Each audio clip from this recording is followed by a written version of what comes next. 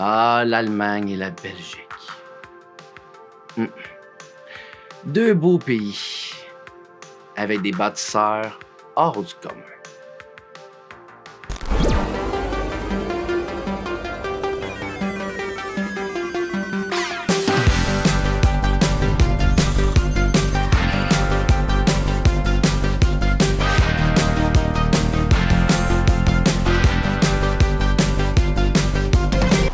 Ah!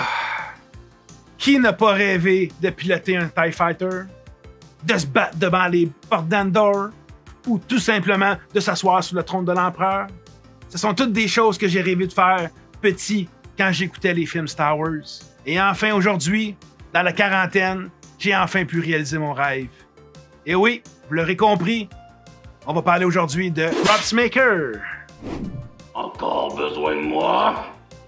Oh non, c'est beau Vader. C'est good. Vous vous demandez sûrement où est-ce qu'il est Steve? Ben, il s'est pas remis son altercation avec Vader dans l'autre épisode. Donc, je pense que je vais être obligé de prendre sa place.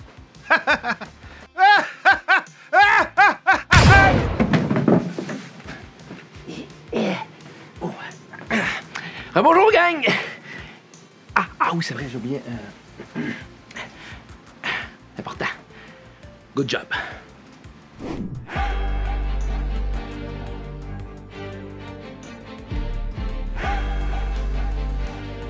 Ouais, désolé du contretemps. Bah, ça va se replacer, hein? Justement, ça me fait penser, en deuxième partie d'émission, on vous propose un guide tour du Mandalorian Experience. Bon, pour vous mettre en contexte, lors du panel de Obi-Wan, Jon Favreau est arrivé sur la scène et nous a annoncé une belle surprise. Oui, monsieur! Disney avait préparé une exposition exclusive des accessoires et costumes qui ont servi pour la série Mandalorian et The Book of Boba Fett. Pas besoin de vous dire qu'on était pas mal tous excités, hein? Ouais. Donc, ce sera le plus long guide tour à ce jour parce que je veux être sûr que vous manquez rien de cette expérience hors du commun. Et comme disait mon frère,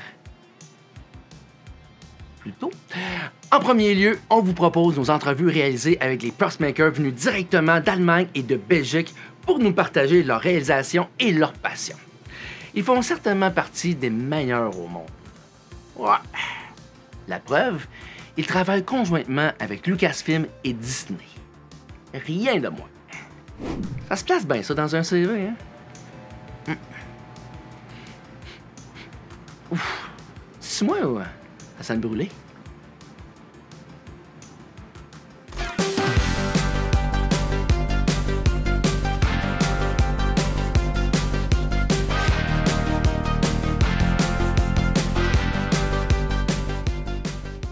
Where are you from? We're from Belgium. I'm living near Ghent. Okay. And I'm so from Bruges in Belgium. It's a long trip to be here. yes, it's 12 hours flight, Yeah, I think. 12-hour flight, yeah. Yeah. You've done this amazing stage. First of all, how did you get this stage here? Because you're from Belgium. Yeah. We are actually within team, so we're only two of that big team. Yeah. So we took two 40-feet containers to ship it, and they're fully packed. So How many? two containers, 40-feet containers, and we shipped that, I think, the 6 first... or 7 weeks ago. first- Yeah, the 1st of April it was shipped to here. Yeah. So. How many time it took to put it in together? We started last year in the summer, so it took about 8 months to build up. Okay. But we have a small warehouse, so we have to build it, break down, build it, break down, so we can always check. Yeah, it's segments. We have to build in segments Yeah. in our warehouse. And it was the first time here we saw it fully assembled. For the first time we saw it fully assembled here. It was the celebration that wanted you to do that? Or Yeah. Yes. was a command? Yes. The Lucasfilm asked us to build a stage for this live show. So they brainstormed with us what to do, and he said we want to do something in Mandalorian. We made some drawings, and then from the drawings we made it real. So, and now they use it to present their live show here. So it's very honoring for us that we can do that.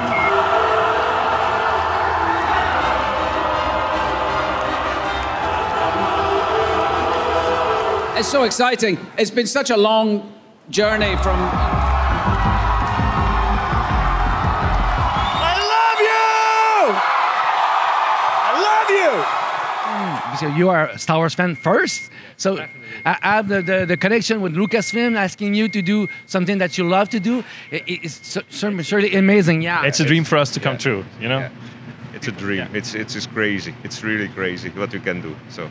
It's like we're huge fans of Star Wars from even when we were little. And now you can do things like that for other people who have kids as well. So they grow up with Star Wars. They see that you can do that as well. So we see the fans loving it. We see actors looking at us. Whoa, what is this? It's for us. It's very honoring to see that. Yeah. So you have the chance to meet the actors. No, not really. We were hanging backstage. I mean, you're professionals. We keep our distance, but it's our little moment of geekness. We see them walking on stage and they admiring our stage. So yeah, that's very cool. Very cool. It's a small moment of glory, like you said. They're using our stage to get the interviews done. And we have a small moment at the back. So yeah, we're honored. What you do for a living, is that props maker or? No, I'm an electrician at home, so this is really a hobby for us. After working hours, we build this. In the weekends, in the evenings, just purely a hobby. Yeah, and I'm a manager and do inspections from buildings, so it's a hobby. It's a hobby that took a look of time. Yes, we always start, okay, you know what, we saw the drawing, we're going to start on Wednesday evening. You know, we have time enough. Yeah. And then maybe we should do Friday evening as well. And as it proceeds, then we have a Saturday coming up and a Sunday. The last months were very crazy. When the deadline started to come closer, we had to push it a little step up. So, but we got it done. So yeah. And when we got back home, we have to-do list of the wife. Sure you do. And how many members have you on the team for working to a set like this? I think. Yeah, this week we are only with 13. 30 members came from Belgium to build this up. So. And we work in shifts backstage to open the gate, open the doors, remove the chairs from the stage if they ask us. Even the table where it can be displayed, some stuff can be displayed, has to be rolled on stage. So it has to fit with your home life as well, because you need to take some holiday off. It has to fit with your family, so it's not always possible for everybody to come with us. So at home we are a little bit more, but this week we are with 13. Yeah. And after the show, what do you do with the playset? You take it back to Belgium? Yes, we take it back. Then we put it in the warehouse, and then we are looking for other Comic Cons to build it up again, to show other people in Europe, because this was the first time here in the States. So you guys got the exclusive, but now we want to show it in Europe as well. So that was my first thought when I arrived in front of the playset. Man, this is look freaking amazing. I watch my word. But it is. We always try to give an experience to the people. So yeah. And I heard that you built a lot of sets, because that's not the first one. What was the other set that you built? Oh, we have a lot of sets. What do you want to know? We have an old Millennium Falcon chest corner set. We have the interior of the new Millennium Falcon from Solo with the white and the yellow seats. We have an AT-AT. That's scaled. It's not real life. I think it's 6 meter high. A Ray bike. We have a Tread Speeder from the First Order. We have a Jedi Starfighter from Revenge of the Sith, but actually painted in Darth Vader colors with the Empire logo on it. It's me and his project. I have a medical bay with a Bacta tank where people can stand inside the Bacta tank and have their picture taken. We have some props from Jurassic Park. Yeah, we have a Jurassic World. Yeah, we have some with dinosaurs. Yeah, we have dinosaurs that move. Tauntaun. We have the turret from Hot. Yeah. We have the probe droid, the black droid scanning. That's about it, I think. We made Rogue One crates, the orange crates that you see where they could put the Kyber crystal in. We also made those. I think we still have some others that we forgot to mention. And with the new movies and new series, there are always new stuff coming up, and we're always looking, can we build this? And then Lucasfilm asks us, can you build this? Oh, sure, we can build it. So I don't think we are done. No, we're not thinking about retirement. No. Do you think that your passion gonna give you the chance to work on a set of the movie, a Star Wars movie or something? That would be a dream for us. Yeah. Yes, that would be a dream. But we have to stay realistic, I think. Yeah. We live in Europe.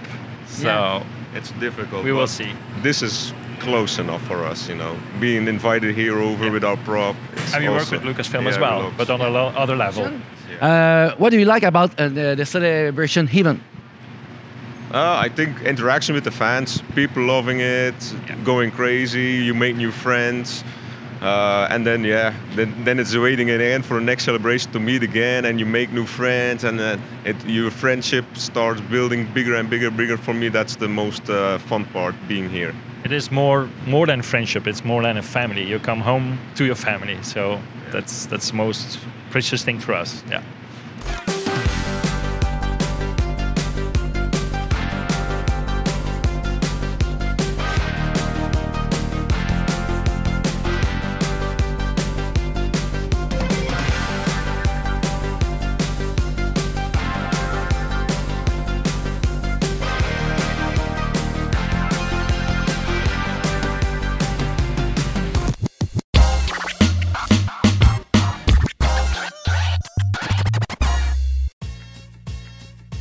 Top 3 life size. Pour le côté diorama ou scène, écoute, il y en avait plusieurs. Hein? Il y avait quand même le trône de l'empereur. Il y avait aussi une place là, un peu comme sur Hot, là, qui avait plein de lumière. Il y avait aussi le bunker de Endor.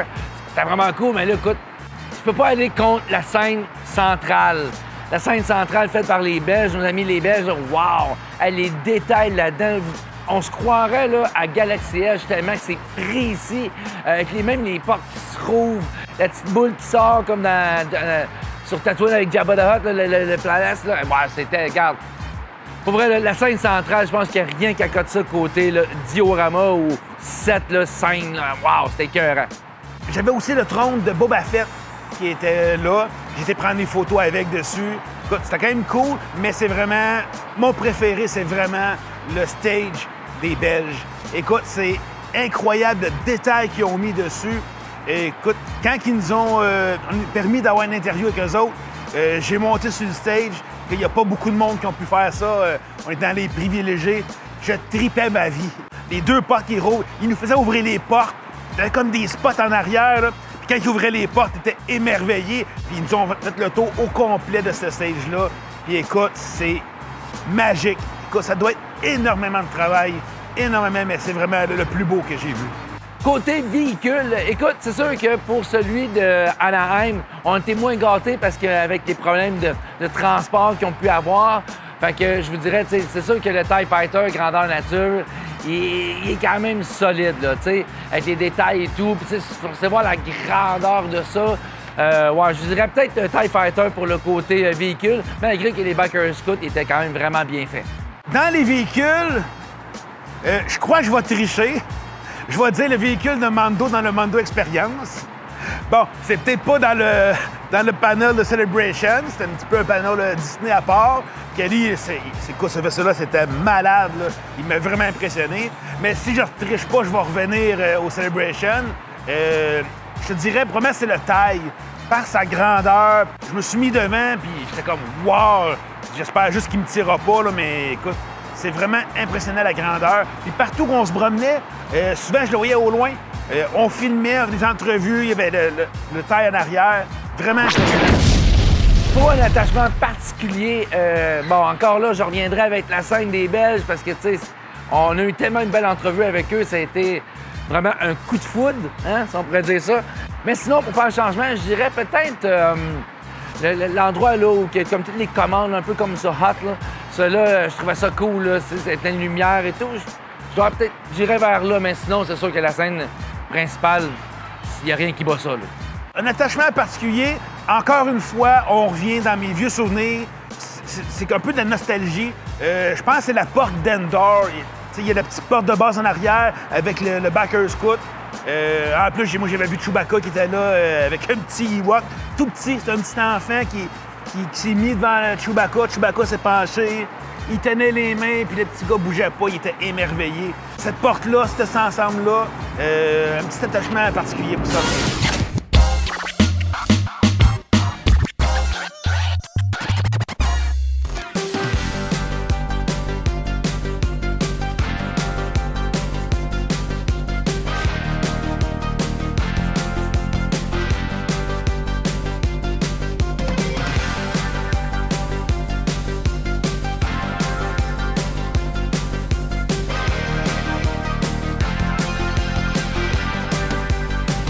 Yeah, this is Michael Schramm from Germany. I'm the CEO and founder from Project X1. We are based close to Frankfurt. It's about 100 kilometers in the north. And we are 501st members and Star Wars fans who are building props in this size. Since 2011 we started. Being together with Lucasfilm and Disney since 2013, our first experience was the Vader Advance X1. That's the reason why we say we are Project X1. Quel est ton métier de tous les jours? I used to be insurance broker. That was my job. And I retired exactly 2 months before pandemic, because we had a huge project together with Electronic Arts. When you're moving around here and walking around, you see one of 7 cockpits we made from the X-Wing, from the Red 5, from Luke's X-Wing with R2-D2 to game it. Also TIE Fighter cockpits. And we did some AT-STs, 3 TIE Fighters, an X-Wing in life size, blast doors and several other stuff, and some Tatooine actually, what's based in Basel at the Fantasy Basel at this moment. Donc tu as envie? Yes, almost, but I really not getting rich with that. But the best thing is I never go to work. It's a hobby. Pourquoi avoir décidé de te lancer dans le props making? It's a very short and easy thing. I'm part of the 501st too. I'm a 501st member. ID 7668 report, Imperial officer, working also together with Senior Fleet Systems. So that was the main reason. I was in Legoland, Germany, had an opening for Legoland cluster, and I was as waiter there. And knowing a lot of Belgium prop builders, personal like Stefan Chambolister, since 2007, and he tried to push me and say, hey, Michael, go make some props, we need more props. And this emotional event in Legoland where a little girl fell crying around my Vader legs because she lost her father and thought, I am her father. So that was very emotional, crying under a bucket. Vader was crying.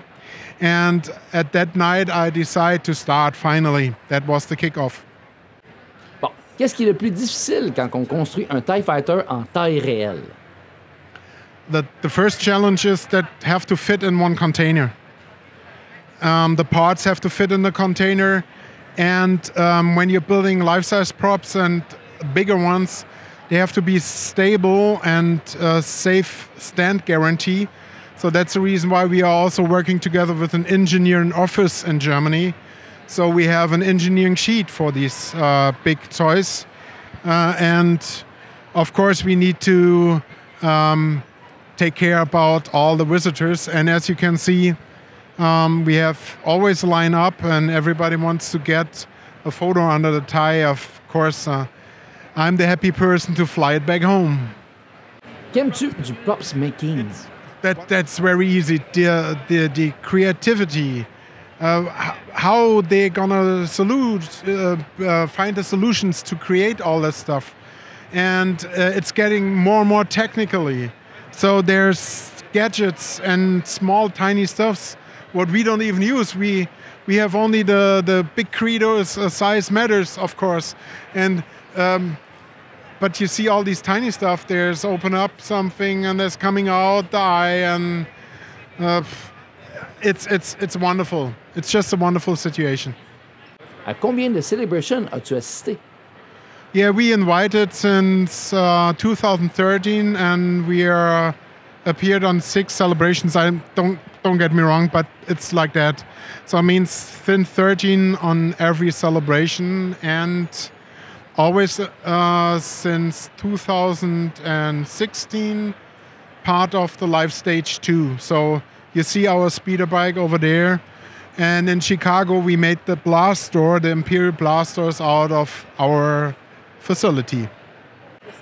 Qu'aimes-tu des événements Star Wars Celebration? First of all, surreal. After 3 year pandemic situation, but to look in all these happy faces, that's what takes care about our suffering while building. And when you see and look at the people and having fun and being in this big family event, there's tons of love in the air, especially for that fairy tale Star Wars from George Lucas.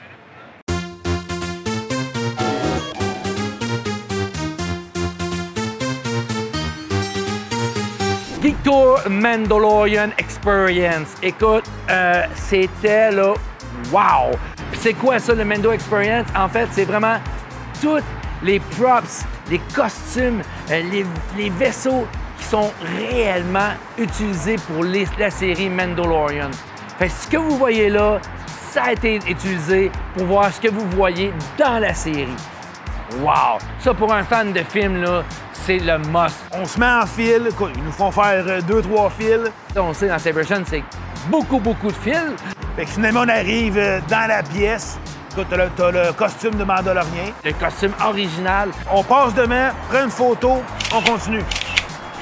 J'aurais aimé ça me pencher puis le checker, voir les détails, mais écoute, j'ai été gâté pour le reste après. Après ça, pour rentrer dans une pièce, vous avez un peu plus de quelque chose des vaisseaux miniatures. Des petites maquettes du Razor Crest, les vaisseaux qu'ils ont utilisés. Fait que, ils sont en petits, mais écoute, petits et tellement détaillés, là, c'est impressionnant.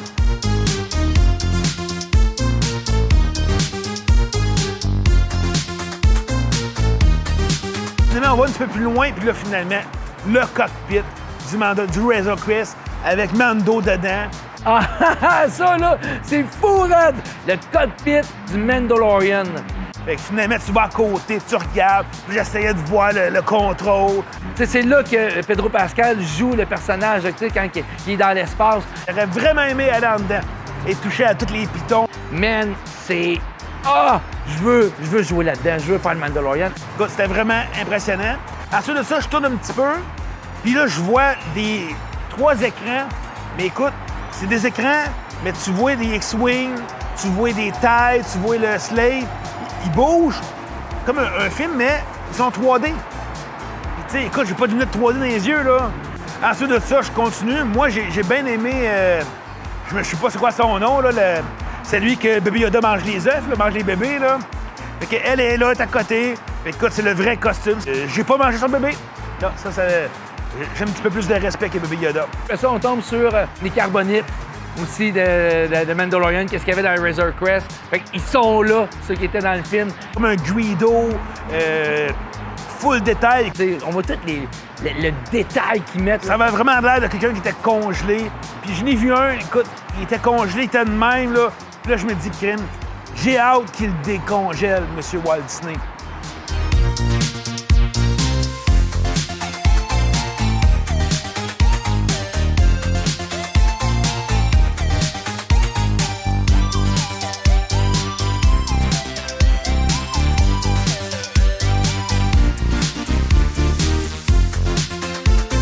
Ensuite de ça, tu arrives dans la pièce principale. C'est un musée, totalement. Un musée sur le Mandalorian. Je rentre et je vois le Naboo Fighter, les vaisseaux jaunes qui étaient avant, mais celui de Mando qui est tout rendu silver, qui est vraiment, vraiment plus beau.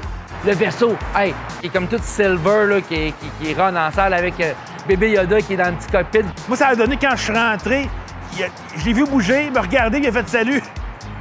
Je vais, aïe, je suis choyé, il me reconnaît, tu sais. Bouge, ils l'ont mis, l'animatronique. Il fait des petits saluts, puis il y a toujours le son qui est là avec des speakers un peu cachés partout sur sa maquette. Et, tu sais, je vois les enfants faire des saluts. Non, vraiment, là, c'était une belle pièce. Tu sais, c'est une immense pièce. Vous dites, crime, OK, Pedro Pascal, quand il rentre dans son vaisseau, c'est celle-là, là. C'est celle-là, là. Ensuite de ça, je pars, je commence le tour. Tout le tour de la salle. T'as des maquettes. Écoute, j'essaie de tout me mettre ça en tête, là, qu'est-ce qu'on peut voir. Si je pars, là, on a comme les armes, en fait.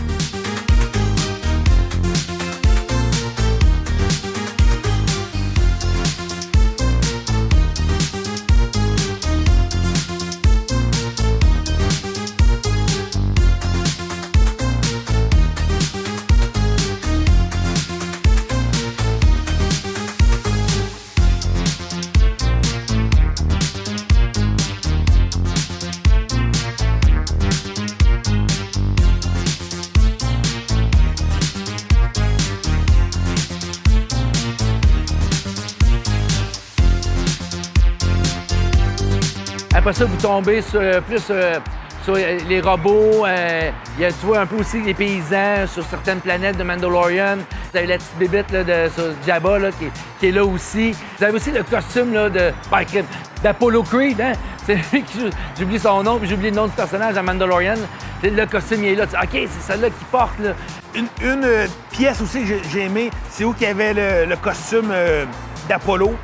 T'as toute la pièce, mais en arrière, t'as un genre d'hologramme de genre d'Amiral Akbar qui tourne. Vraiment impressionnant. J'ai essayé de filmer. Écoute, d'après moi, on doit pas trop le voir à l'écran, là, mais en vrai, c'était impressionnant.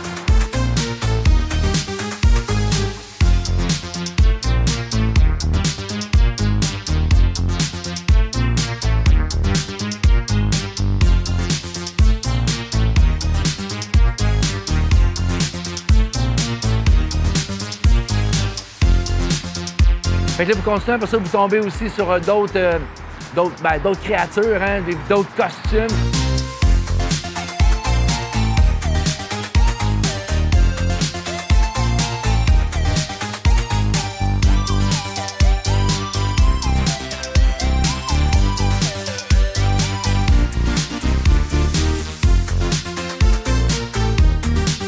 Le Banta. Le Banta, c'est... Je pense que c'est ma pièce favorite. Gros Banta, animatronique, wow! Il est débile, raide. À un moment donné, j'ai pris une petite jasette avec lui. Là. Oh, il est taqué, le Banta! Il est taqué, mon petit Banta! Oh, il est taqué, le petit Banta! Il y avait Steve qui allait jouer avec, là, qui disait « Oh, mon petit Banta! » pis tout. Oui, petit Banta! C'est quoi? Ouais! Ouais, je pense qu'on a une connexion. J'ai vraiment été impressionné par cette pièce-là, parce qu'il bouge pas toujours pareil. Il bouge un peu, à un moment donné, il bouge la tête, à un moment donné, il fait aller la bouche, on y voit la langue, les dents. Écoute, t'as l'impression qu'il est vraiment vivant. Il a l'air vraiment réel. Là, on tombe, c'est Tusken Raiders. Ils sont très beaux, ces costumes-là. Moi, j'ai vraiment trippé ces Tusken. Là, vous avez comme aussi une espèce de tente, il y a vraiment une espèce de display, comment il était. Vraiment, là, c'est écœurant, tous les détails.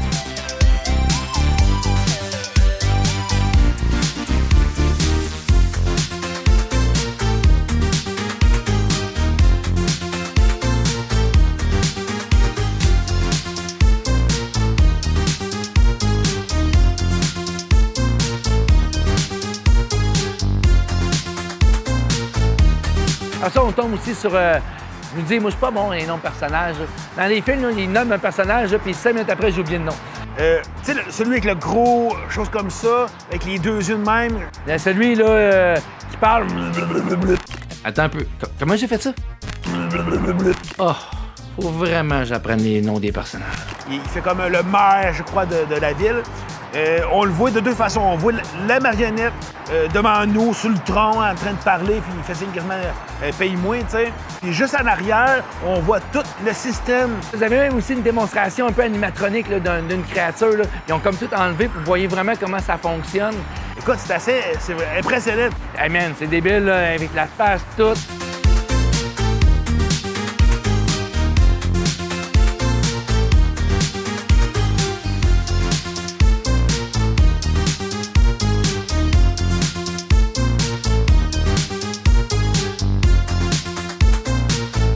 Ensuite de ça, on a vu plusieurs genres de bikers qui utilisent dans Mandalorian et je crois aussi dans Boba Fett.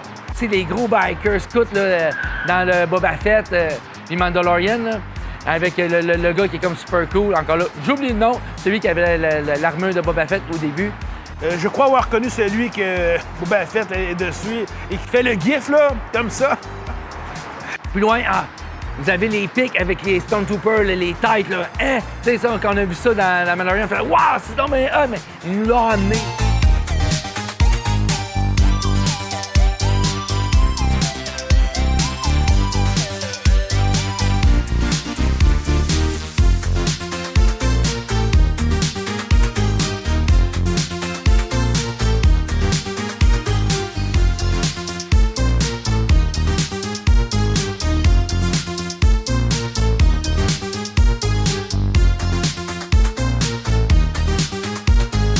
Le trône de Boba Fett, il est là!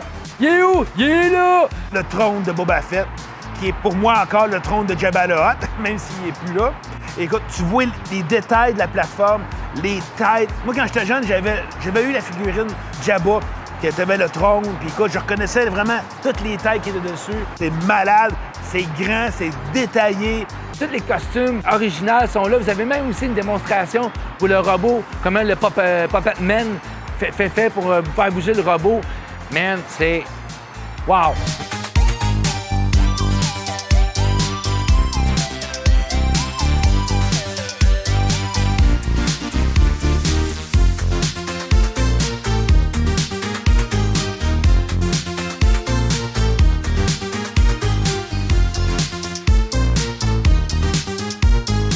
Très belle expérience. Même aussi les maquettes qu'ils prennent pour le film, là, avec la grosse porte, là, où Jabba the Hutt, là, ou dans la crypte un peu. Là. Hey man, ouais, c'était là, de toute beauté. Ensuite de ça, j'arrive vis-à-vis le costume de Cad Bane. On voit tous les détails. Écoute, le gars, il est pas gros, ce qu'il fait. De vrai, là, le costume, il est mince. Vous avez même aussi une démonstration de comment il pose les prothèses dans la face de Cad Bane pour l'acteur. Hey man, je dis là, c'est fou raide. Donc, une très belle pièce, mais c'est un petit peu éclipsé pour celui à côté, qui est le Wookiee plus noir. Le nouveau Wookiee, là, man, dans Boba Fett, il est là, wow! Il a l'air réel, là. C'est malade. Impressionnant. Vraiment impressionnant. Pour de vrai, là, il me regardait avec les yeux. Il a l'air massif, il a l'air méchant. J'ai vraiment trippé cela. Lui aussi, j'ai checké pas mal plusieurs fois.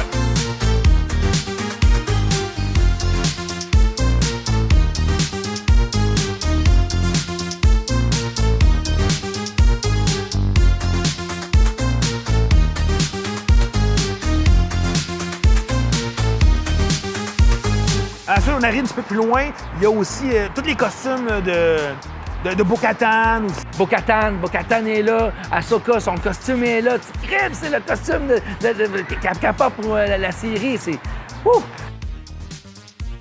Le costume de Bo-Katan, pour de vrai, il est vraiment sa coche. Il est beau, il est élégant.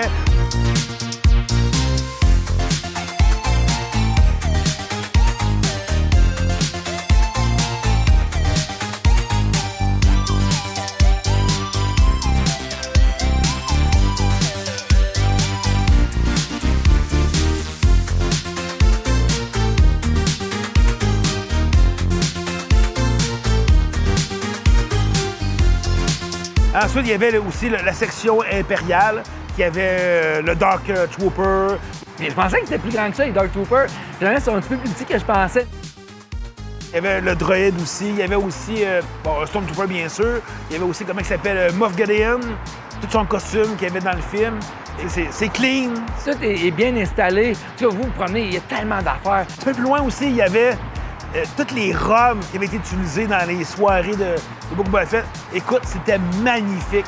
C'est quasiment des robes de bal, de célébration. Le détail qu'il y a dans ces robes-là, là, c'est incroyable. Vraiment, là.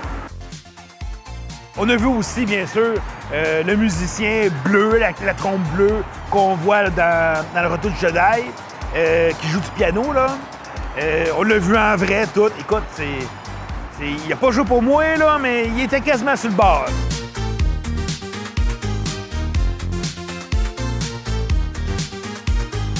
À la fin de la sortie de Mando Experience, on arrive vis-à-vis une grosse face de Rancor. Et le Rancor aussi, la face du Rancor est là, tu prends une photo avec.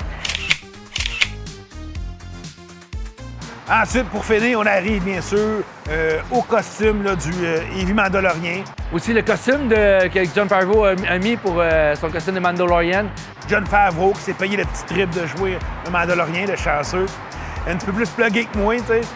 La pièce est magnifique, c'est joli, c'est massif, écoute, je veux un costume, moi, de Mandalorian. J'en veux un, fait que si quelqu'un cherche un cadeau à me faire pour ma fête. Tout est en display, d'autres maquettes également. Je vous dirais là, que c'est une exposition vraiment incroyable. Fait que je vous dirais là, que c'était un incontournable du Celebration. Bien content d'y avoir été.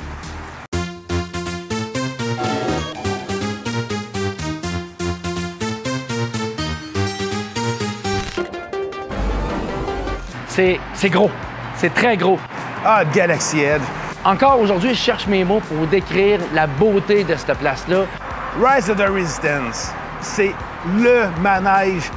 J'avais aucune idée c'était quoi. Tu te sauves parce que tu t'es tiré de partout, là, tu capotes, tu tombes devant 2 at-at. Kylo Ren, l'épée qui traverse, incroyable.